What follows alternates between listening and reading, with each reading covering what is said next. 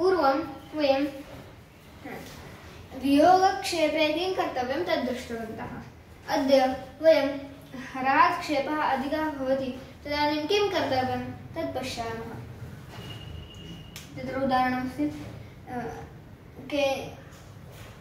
केन संगुणिताः पञ्चत्रयोविंशतिसंयुताः वर्जिता वा त्रिभिर्भक्ता निरग्रास्युस्सको गुणः। केन पञ्चगुणिताः केन संगुणिताः पञ्चत्रयोविंशतिसंयुताः वर्जिताः वा त्रिभिर्भक्ताः निरग्राः स्युस्सको गुणः। तत्र हरात् क्षेपः अधिकः अस्ति तदानीं तत्र सा वदति गुणलब्धो समङ्ग्राह्यं धीमता तक्षणे। तत्र पूर्वं सर्वम् एकदा साधनीयं। तत्र परस्परं भाजनं कर्तव्यम्। एकं पञ्चत्रयम्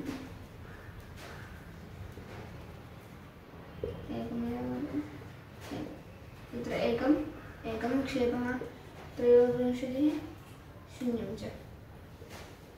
अनन्तरं एतेन हतम् अनन्तरं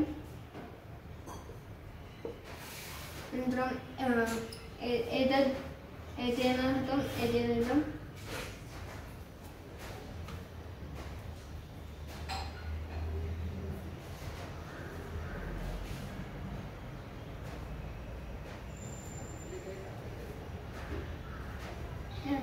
इत्यत्र अस्माभिः एवं लभ्यते।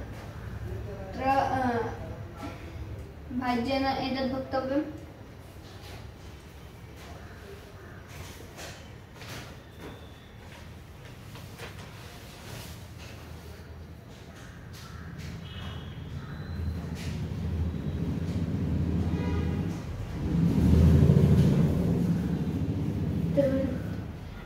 इदानीमत्र गुणलब्ध्योः तक्षणे समं फलं ग्राह्यम्।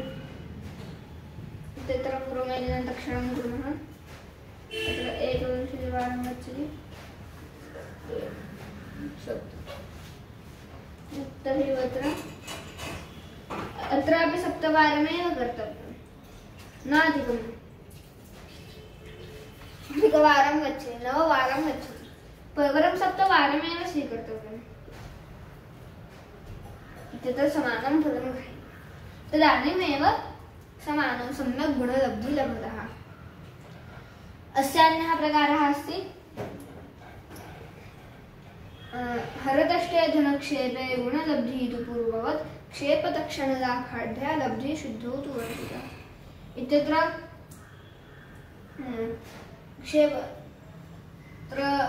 द्वयोः तक्षणं कर्तव्यम्।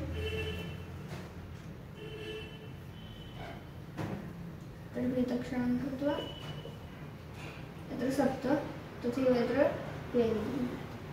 अत्र द्वयमिति क्षेपं प्रकल्प्य तत्र वल्यं स्थापयामि। अत्र क्षेपः 2 साधनीयः। तत्र तक्षणफलं 7 अस्ति तथा क्षेपः 2 तक्षणफलं 7 तथा तक्षणं स्थापयित्वा अनन्तरम् एतद् 2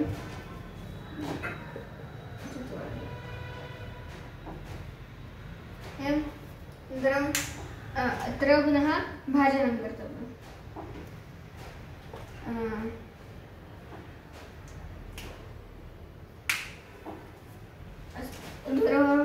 हरेण दष्टः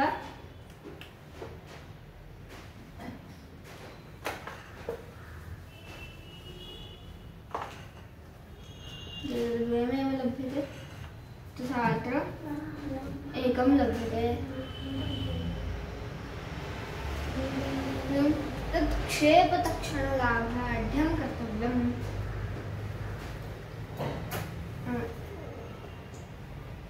द्रव्यविभाज्य क्षेपतक्षणलाभाढ्यः कर्तव्यः। नाम अत्र गत्वा 11 तत्र वर्जितमस्ति चेत् क्षेपतक्षणलाभाढ्या लब्धिः शुद्धौ तु वर्जिता, शुद्धौ वर्जिता कार्य।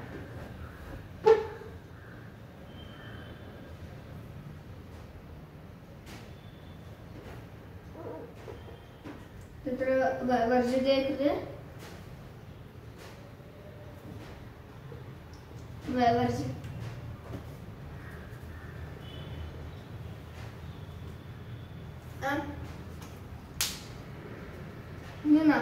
अग्रिमपर्याये वयं खम् इति क्षेपः अस्ति अथवा क्षेपः हारेण भुक्तः निःशेषः भवति, तदानीं किं कर्तव्यं तद् द्रक्ष्यामः।